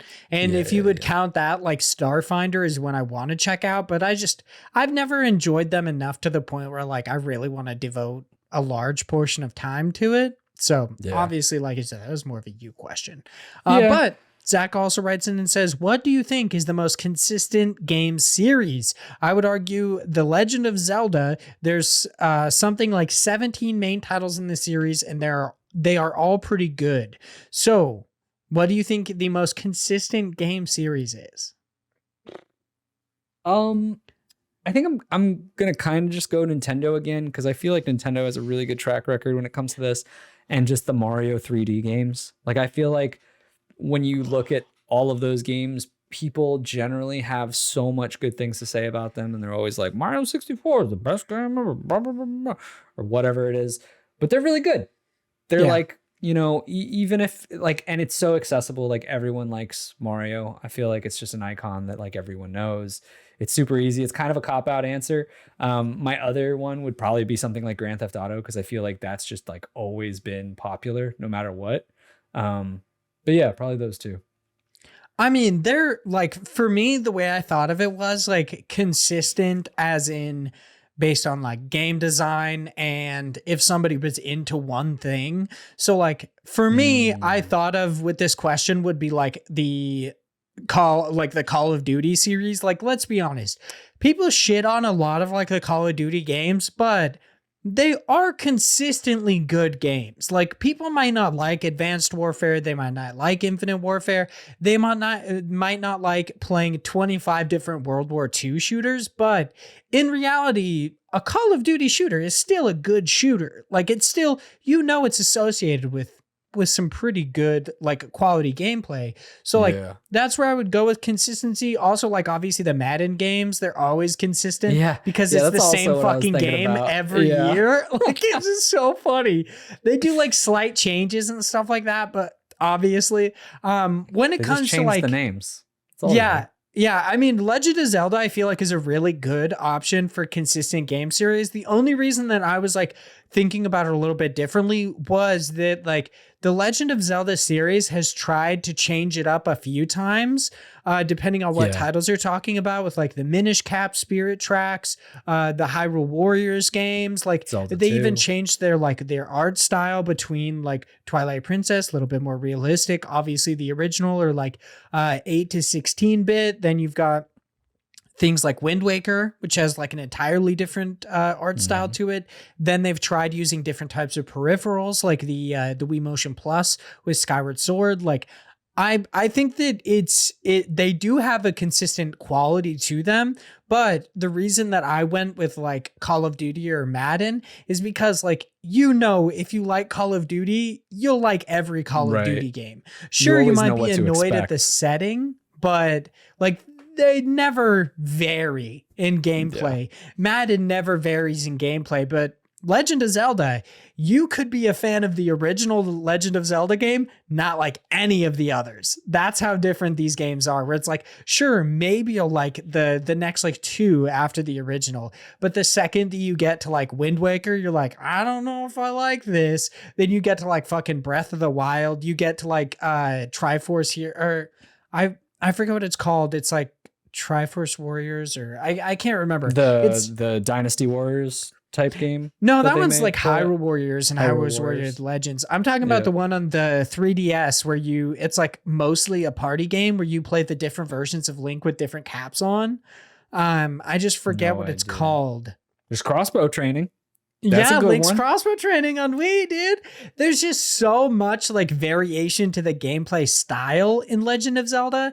That was the only reason why I was like, maybe I could see an argument how that would not be the most consistent game. But as for quality, I agree. I think that like the Legend of Zelda, however much I'm not into them, I will say that they are of a consistent quality. You could say the same thing about many of Nintendo's products, even like the Mario games, 3D Mario, you could say like Mario Party in a very similar fashion. And you can also say it with like Pokemon, because Pokemon, they just change up the roster a little bit. Like you get different Pokemon in different regions, but it's the same fucking game every time. So it's like Nintendo makes very consistent games. Legend of Zelda is probably the craziest they get, where they're just like, why not make a fucking like little shooter, Link's crossbow training? But yeah, there you go. And Phil writes in and says, is Florida really the general shit show that the internet portrays it to be? Big Josh boy. Is it that crazy? You got just like dudes on your front lawn with their dingus hanging out. They're like, hey, what's up, Josh? How you doing? Yeah, meth is a real problem down here. Dude, meth is a problem everywhere. No, I mean, granted, it might be. It's not a Florida that I know, right? Like, but I'm also not in any location that would be sketchy in that regards, where I'm in like the suburbs right now. So it's pretty normal for me. Like I hear about these stories all the time. I've never seen it. I've seen more weird cracked out people in like New York or other places that I've traveled than Florida, but Florida man's it's a real thing. I just never seen it. From what I understand, like I was listening to a last podcast on the left episode with my wife when I was going to like my grandma's funeral a month or two ago. And they actually said that the reason the Florida man has become such a thing is because of, I forget what the law is called in Florida, but essentially like every arrest is documented and revealed to the public. So every time something happens, like one of these instances happens, it gets like these big news stories because it's like Florida man jerked off in a JCPenney or some weird shit, or like he fucked a cantaloupe in a mall or whatever. Like that shit happens everywhere. Florida is just the one who publicizes it. Yeah. It's just now we know. Yeah, it's a little bit weird. And I feel like if anything, it's become like kind of a tourist thing for you where people are like, I want to see the Florida man. I want to see the person who ate somebody's face while on bath salts. And it's just like, you're not gonna get that. I mean, you might in certain parts of Florida, but not if you're where I'm at. Like if you come hang out with me, it's gonna be like boring, normal, just like, it's hot today. Like that's what you'll get. It's like, it's hot. And you want to go, I don't know, get something to eat. Like that's it. Like, yeah, however much I've made jokes about it being an alligator infested wasteland, it's like, would people voluntarily choose to go there if it was as bad as the internet portrays it to be?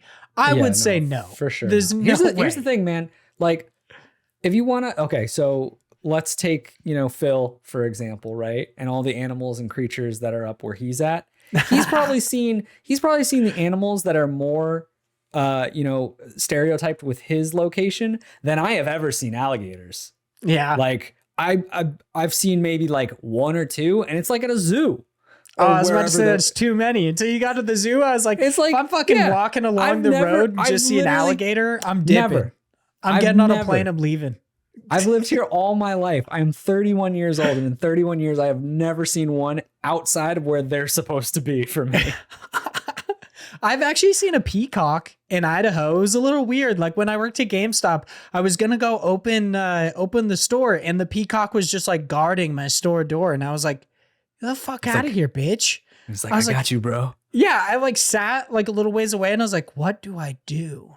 That is like, weird. How do I get this peacock to go away? So I just like went and bought some fruit at the Walmart next door, and just like, I was hoping it was gone by the time it got back. It had moved a little bit. So I just like ran in and unlocked the door and got in there. Yeah. It was a little weird. So There you go. Yeah. I All feel right. like it is not as weird as people make it seem. No, it's just kind of hilarious at this point. I mean, it's the same concept of like people just have this weird image in their mind because they get this one idea and they're like, that's what it is. Like I still to this day, I don't know what Egypt looks like, but if you were like, what is Egypt? I'm like, I don't know. There's like pyramids and some sand. Like there's that one river. Like there's it that goes one river, pretty long way. Like, yeah. But it's like, it's probably just like here. There's, like people don't just, I don't know. It's so weird. Like if I think of Idaho, if I think of where you live, I know you have a normal neighborhood right outside your door, but I literally, when you were like, I saw a peacock, I thought of just like this bleak ass village with like nothing but just potatoes everywhere. And then there's just this peacock, this bright ass colored peacock. And you're just like, what do I do? Yeah. Like, it's just how it is. It definitely is. Everybody's got a mental image of places that's very hard to break. So definitely know that I don't even live in Florida, but I can easily say it's not the shit show that everybody makes it seem, however much I might joke about it. So there you go. And lastly, Phil asks, what was your favorite shows when you were growing up? So what were some of your favorite TV shows that you watched when growing up? Yeah, I was a big cartoon boy. Ooh. I loved cartoons. I was Cartoon Network, Nickelodeon, to the point where like now looking back, and kids do this and it like blows my mind because my niece does this all the time. Like kids will watch the same show and the same thing just over and over again. And to the point where it's like, are you psychotic? Like, you know what's happening. Like find a new show. But like I still did it. And granted, it wasn't as easy when I was a kid because it was like there wasn't a Netflix. It was like you're literally watching whatever's on TV and what's playing at that time. But like we talked about it last week of how like you hated SpongeBob. I like SpongeBob. The reason why I know all those quotes by heart is because I literally was just like, all right, I'll just watch Nickelodeon. And it was just like SpongeBob all day, all night. And so I just sat there, just chilling. So it was just like anything that was on Nickelodeon and Cartoon Network is honestly what I grew up watching. For me, there was like a long portion of time where my family didn't have cable or anything like that. So we had like the antenna on top of your TV, which is fucking crazy that those just don't exist anymore. Like how people always talk about still get them. How old they feel. Yeah. Like I've seen them at Walmart. I've just never seen them in someone's house. Like I haven't seen that since I was a kid. So like when we had the rabbit ears, like I would watch fucking like Friends all the time. Yep. Every day I got home from school, I'd turn over to like the CW. I would watch Friends. I would sit there. I had like my mom. So she worked at Albertsons, or she still does actually, but she would bring home this like big thing of Dr. Pepper. It was basically just like a normal Dr. Pepper, maybe a little bit bigger, and some fucking some huge, deli stuff. So it would be like potato wedges. And I would just sit there and I would sit on a beanbag chair after school and I would just watch fucking Friends all the time. That's pretty much what I picture Idaho like. Yeah, checks out. I just picture you. People like you just fucking eating potatoes, watching cable, or not cable, but like rabbit ears TV, just like basic ass cable. You're like, speaking of like the Florida man shit, it's like fucking Idaho, just rabbit ears. It's just you're back in the stone ages of technology. You're like, how am I even talking to you right now, Vaughn? Are you? I don't know. I didn't even realize people in Idaho had internet. It's crazy. That's actually like, I've been asked once if we had public schools before, and I was like, can you fuck yourself? People are crazy. Yeah, those are like those kind of jokes are like funny, but they're like really damaging. Like, come on now. No, this person legitimately asked. Yeah, no, I'm sure. They were sincerely inquisitive about whether we had public schools, and I was like, "Are you stupid? Like are you dumb? Do you have public schools? Like, what the fuck?" Yeah, I don't know, but that's kind of going into that, like, what did I watch every day when I got home? Like when I started getting older, it was definitely The Simpsons, and then Conan O'Brien, his talk show, because Conan O'Brien of all things. Yeah, dude. Because it was on, I think, TBS, and they would have like a bunch of episodes of The Simpsons and then randomly Conan at like 6 o'clock rather than they would play the episode from like the night before. Mm-hmm. And for some reason, I thought Conan was great. I got so into that. Yeah, like for normal TV shows, I would watch Friends. I watched the reboot of 90210 because that also came on. Big fan of Supernatural. I still love Supernatural. Fuck yeah, that's just dope. I still like Friends too. I watch that shit all the time. My wife loves it. when we eventually got like cable, or I guess technically we had like Dish at the time, I watched Surface on Sci-Fi. That shit was pretty fucking cool. I don't know if anybody's checked that shit out, but it's sweet. Obviously, like Avatar: The Last Airbender, talk about some cartoons, like fucking love me some Ben 10 Alien Force. Oh, so fucking You're like good, the generation after me when it comes to cartoons. Probably. Like, Ben 10 is where I was like, this is garbage, and stopped watching a lot of You Cartoon shut your mouth. Network. You do not talk about Mr. Ben Tennyson like that. No, dude, I fucking love like Ben 10 Alien Force, Young Justice, good fucking shit. Young Justice came out when I was like 16, 17, and I was like, every week I fucking DVR'd that shit. I was like, gotta watch it. The last time I remember vividly crying was when fucking Kid Flash died in season 2 of Young Justice. I was like, oh my God. No. So, yeah, loved all sorts of fucking TV shows, dude.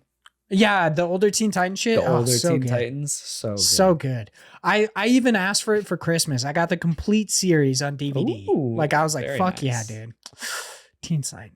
So good. So good. So good. But that's some of the favorite TV shows while growing up. I didn't see Yu-Gi-Oh! GX. Gotta get Yu-Gi-Oh! GX in there. Fucking love the shit out of JD. Clip the end of this episode. Just cut that shit right out. Oh, you sure, dumbass man. So that is the end of this episode. Thanks everyone so much for listening. If you would like to chat with us outside of the show, you could do so in a bunch of different ways. Specifically, hit us up over on Twitter. It's just @IndiePod. Super easy to find. You could chat with us there. You can talk about indie games, obviously. Get notifications when episodes go live, developer interviews go live, write in your questions, and so much more. Also, just hop into our Discord. Why not? You want to talk about indie games? You want to talk about anything else? We fucking had a conversation about how bug-like the ships are in Dune, which, just to let everyone know, I'm fucking into. You correctly guessed. I love the dragonfly ass ships in Dune. They're sweet as fuck. Okay? They're awesome. Moving on, you could chat with me outside of the podcast specifically. You can follow me at Hyde Legion. That's HYDELEGION. I am currently working on some other stuff outside of this podcast specifically. I made a YouTube channel called That Isekai Guy where I talk about only isekai anime. I put out my first video, which is like a longer review of Soma Spider So What. It's pretty long, and it was like my first time I've ever trying to record while reading a script, like standing up and everything. I think it actually ended up really, really good. It's like 26, 27 minutes. I'm very proud of it. So check that out if you're a fan of isekai anime. You can follow the biggest of average Josh boys at @the_Jorsh90. And if you ever decides to Twitch stream again, that's at twitch.tv/the_Jorsh. But we, of course, have to go through the housekeeping a little bit, just a teensy bit more before we hop off here. Please check out the Cooley Callahan developer interview going live on Wednesday, November 3rd. They're talking about, one, the development studio Polyarch, but two, their upcoming game, Moss Book 2. So that's pretty interesting. Head over to Teespring, where you can get IndiePod hoodies, t-shirts, and stickers. They're very cool. I very much like them. I think the hoodies turned out really well. I'm going to try a few different variations. Right now we have like a plethora of colors, but I'm also going to try different designs with like the logo on the back, maybe some different logos and stuff. So there you go. I've never understood why people refuse to offer a large like swath of colors with their hoodies. Like they're always just like, no, we only do pale blue. And I'm like, why? Just allow other colors. Like, I don't want that color. So there's like fucking 10 colors so you could choose with that IndiePod sweatshirt. Purple. Some of them work better than others, in my opinion. 100%. But like, 100% they do. But I gave them just in case people wanted that color. I tried to give as many colors as possible that made sense. There were a few colors that I was like, you can't even see it. Like, this makes no sense. But there you go. We got hoodies up there. Everyone can shut the fuck up about it. It's done. Check out our YouTube channel. It's just IndiePod over on YouTube to watch these episodes. Leave us reviews on any site in which you can do so. Specifically, iTunes helps us out a bunch. Just download that iTunes app onto your PC. Then you look up IndiePod. You can leave us a review real easy. If you already have like Mac or like an iPod Touch, because they actually still sell those, or an iPhone, it should be really easy for you to actually leave us a review on that. And lastly, thank you so much to all of our amazing patrons at the $3 tier or higher. If you give us any amount of money or any amount of your time, we absolutely appreciate you. We love you. One day, you know what I mean? But right That's now, a better way to do just this. gotta say, instead of threatening, just like vaguely, it's kind of like when criminals in TV shows talk about things in hypotheticals. They're just like, let's say hypothetically, I did drop off some meth, and hypothetically, someone died because of it. Like, it's in every crime procedural when they ask a mobster what happened, and they're just like, I guess technically they're not confessing because it's a hypothetical. It's a hypothetical. Yeah. Like, what if hypothetically I kissed you? So just like, what's up? You get it. You get it. Thank you so much to Ethan, a gamer for fun. John, it's just John. It's just John. We'll see. Zach Durham, Chase Hopkins, Philip Wrench of the Wombat of Australia, Josh Nichols, aka Active Josh, and Sam Fillion from Canada. Thank you all so much. You are all so amazing. And we will talk to you all next week. Goodbye. Bye. Ooh. Looking real cute. Ooh. This is you know what this was? You fucking say it's a long one, I swear to God, Big Josh Hoy. Don't you fucking say it. It's a long episode. Okay, bye.